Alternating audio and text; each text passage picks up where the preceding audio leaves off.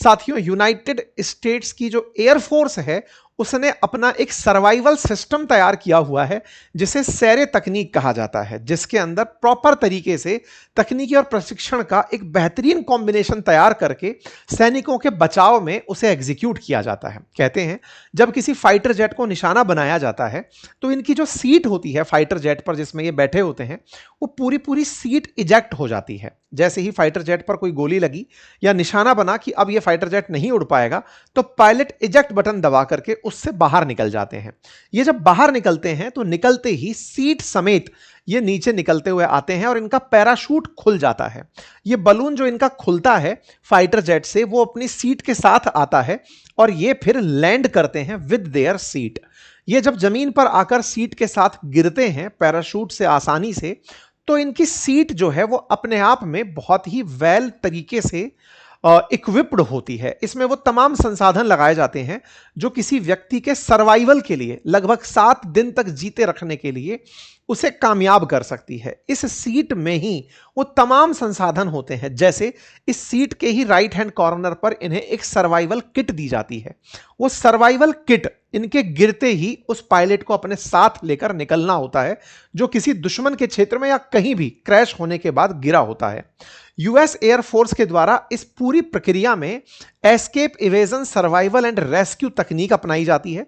Train किया जाता है कि गिरा हुआ व्यक्ति सबसे पहले सर्वाइव करने का प्रयास करेगा, फिर वो वहां से इवेजन करेगा, भागेगा, फिर अगर कोई उस पर हमला कर रहा है तो उसको रेजिस्ट करेगा और फिर भागेगा। मतलब इस पूरी प्रक्रिया में इन्हें सिखाया यही जाता है कि कैसे आपको बचकर वहां से निकलना है जहां दुश्मन के क्षेत्र में आप गिर गए हो। अमेरिका द्वारा इस पूरी ट्रेनिंग का उपयोग ब्रिटिश वॉर के दौरान, जब सेकेंड वर्ल्ड वॉर चल रही थी, तब डेवलप किया गया था। सेकेंड वर्ल्ड वॉर से इस तकनीक को सैरे तकनीक के नाम से जाना जाता है, जिसकी एक प्रॉपर बुकलेट हर पायलट को ट्रेनिंग के दौरान दी जाती है और उसे सिखाया जाता है कि जब भी वो युद्ध में फंसेगा तो उसे कौन सी तरीके अपनाने हैं। ये एक किट है जो आपके सामने दिख रही है। जब कोई पायलट किसी ऐसी अनजान जगह पर, अनजान जगह क्या, कभी हो सकता है बर्फ में गिरे, पानी में गिरे, लैंड पर गिरे, जहां भी गिरे, उसके सर्वाइवल के लिए जो भी जरूरी सामान है वो इस किट के अंदर उसको तैयार करके दिए जाते हैं। इसे ही पायलट का सर्वाइवल किट कहा जाता है। अगर आप इसकी सीट पर देखें तो आप यहां पर लगा हुआ सर्वाइवल किट देख सकते हैं। यह सर्वाइवल किट पैराशूट के साथ जब नीचे आता है तो आते ही इसका बीकन ऑन हो जाता है, यानी कि इससे निकली सूचना में इसकी इंटरनेट जीपीएस लोकेशन ऑन हो जाती है और वो तुरंत प्रभाव से रेस्क्यू टीम को संदेश भेजती है ताकि उस संदेश से जो टीम सर्च कर रही है सर्विलांस पर उन्हें मैसेज चला जाए कि ये कहां गिरा है। अब सवाल था कि साहब कहां गिरा था। असल में ये जो पायलट गिरा था ये जगरान की पहाड़ियों में जाकर गिरा था। ईरान के अंदर जिस क्षेत्र में पर्शियन गल्फ की तरफ इराक वाले बॉर्डर पर जहां ये फाइटर जेट गिरा था वहां पर इस तरह के ऊंचे और पहाड़ हैं। इन पहाड़ों में फंसे हुए पायलट्स को निकालना एक बहुत टफ टास्क था। ये जागरोस की पहाड़ियां हैं जो इस प्रकार से आप देख सकते हैं। जागरोस की पहाड़ियों को अगर मैं गूगल मैप पर आपको दिखाऊं तो ये कुछ इस प्रकार से दिखाई पड़ती हैं। इन्हें अगर और ज्यादा जूम करके आप देखते हैं तो आप इन पहाड़ियों के टेरेन को समझ पाएंगे कि यहां पर कोई व्यक्ति रह नहीं रहा है, ना हरियाली है, सूखे पहाड़ हैं और इन सूखे पहाड़ों में सर्वाइव करने के ज्यादा चांसेस नहीं है। इसी पहाड़ के ऊपर जाकर या पहाड़ों के बीच में कहीं जाकर के इस तरह की चोटियों के बीच में यह फाइटर जेट क्रैश हुआ था ईरान के निशाने से और यहीं पर पायलट गिरा हुआ पाया गया था। मतलब पायलट को तलाशने के प्रयास किए जा रहे थे। यहां पर पायलट जैसे ही निकलते हैं सबसे पहले वो फ्लेयर्स का जो उनके पास बचाव के लिए छोड़ी गई हैं, स्मोक बम, इन तमाम चीजों का इस्तेमाल अपनी लोकेशन को बचाने में करते हैं। इन्हें तमाम प्रकार के भोजन से संबंधित चीजें दी जाती हैं हाई कैलोरी के लिए ताकि लंबे समय तक सर्वाइव कर सकें। वो किट में ही संसाधन होते हैं जो कम वजन में ज्यादा दिन तक इनकी मदद कर पाए। इनको एक प्रॉपर फर्स्ट एड किट दी जाती है सर्वाइव करने के लिए उस सीट के साथ, ताकि अगर कभी इन्हें इमरजेंसी सिचुएशन में आना पड़े तो ये उस पूरी सिचुएशन को हैंडल कर सकें।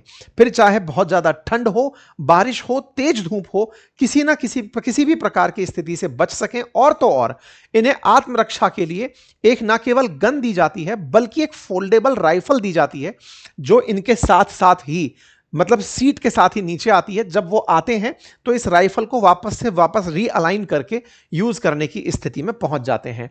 ट्रेनिंग के दौरान इन्हें प्रॉपर तरीके से यूएस एयरफोर्स के द्वारा अपने मरीन कमांडो, एयरफोर्स के कमांडो और जो दुश्मन के क्षेत्र में जाकर के अटैक करके आते हैं, उन्हें विशेष रूप से इस तरह की ट्रेनिंग दी जाती है। अर्थात फाइटर जेट से पहले मारने जाना है, अगर फाइटर जेट क्रैश हो गया तो उसके बाद जो स्थितियां बनेंगी उसे बचाने के लिए सारी तकनीक सिखाई जाती है।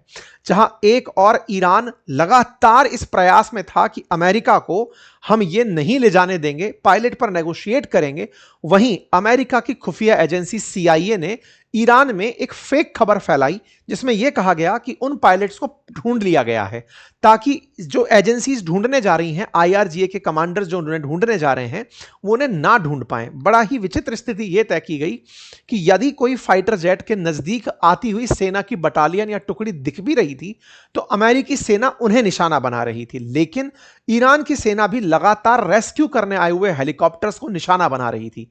रेस्क्यू करने आए हुए हेलीकॉप्टर्स में से 2 हेलीकॉप्टर गिरने की सूचना है और यह सूचना है कि अमेरिका ने उन गिरे हुए हेलीकॉप्टर्स से तो अपने सैनिक बचा ही लिए, लेकिन उन गिरे हुए हेलीकॉप्टर्स पर बम गिराकर उन्हें खत्म भी कर दिया, ताकि दुश्मन के हाथ में कोई भी चीज जरूरी ना लगे। ऐसे में अमेरिका के द्वारा दुश्मन के क्षेत्र से 48 घंटे के अंदर अपने पायलट्स को बचाकर ले आने का ये जो कारनामा किया गया है, ये आने वाले समय में दुनिया के भीतर एक मुकाम स्थापित करेगा कि हां भाई, पायलट्स को इस तरह से बचाया जा सकता है। तो कुल मिलाकर ट्रंप ने जो कर दिखाया, ये ट्रंप इसी बात को अब अमेरिकियों को बता रहे हैं कि हमारी सेना दुनिया में सर्वोच्च है, सर्वश्रेष्ठ है और वो दुश्मन के गढ़ में से अपने लोगों को लाने में कामयाब हुई है। आप इस विषय पर क्या सोचते हैं? अपनी राय जरूर बताइएगा। वहीं दूसरी तरफ अब ट्रंप के 48 घंटे कल शाम 8 बजे पूरे होने जा रहे हैं। ईरान पर उन्होंने जो धमकियां दी हैं, देखना होगा कि वो कब क्या कर सकते हैं। ईरान ने अपनी तरफ से धमकी देते हुए कहा है कि तैयार रहिए, हमारे पास भी सरप्राइज है। तो चलिए, आप और हम सब तैयार होकर इंतजार करते हैं। बाकी रिक्वेस्ट है कि चैनल पर नए हैं तो सब्सक्राइब करना बिल्कुल ना भूलें। अपना ख्याल रखें। बहुत बहुत धन्यवाद।